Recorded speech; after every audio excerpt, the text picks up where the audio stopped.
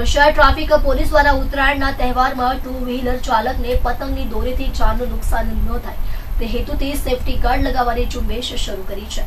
સુરત શહેર traffic police દ્વારા આ ઝુંબેશ ઉત્તરાયણના તહેવાર આવે ત્યાં સુધી ચાલુ રાખવામાં આવશે।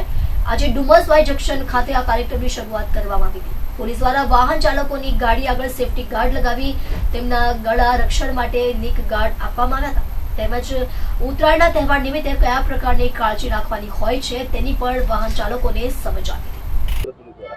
સુરત શહેરના પોલીસ કમિશનર શ્રી અનુપમસિંહ ગેહલોત સાહેબને ખાસ સૂચના કરેલી કે આગામી દિવસોમાં ઉત્તરાયણનો તહેવાર આવી રહેલો છે અને ઘણી વખત બાઇક ચાલકો બાઇક લઈને જતા હોય છે ત્યારે દોરીથી એમને ઇન્જરી થતી હોય છે અને એના લીધે એક્સિડન્ટ પણ થતા હોય છે।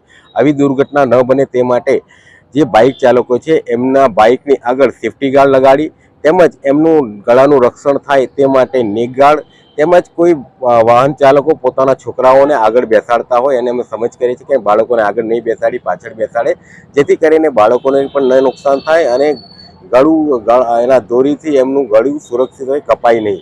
આ પ્રમાણેની મૂવમેન્ટ અમે ચલાવી રહ્યા છે અને જે પણ વાહન ચાલકો આવે એમના બાઇકના આગળના ભાગે સેફટી ગાર્ડ લગાવી અને એમને અમે સમજ કરી રહ્યા છીએ। અત્યાર સુધી આ કામગીરી કરવામાં આવશે।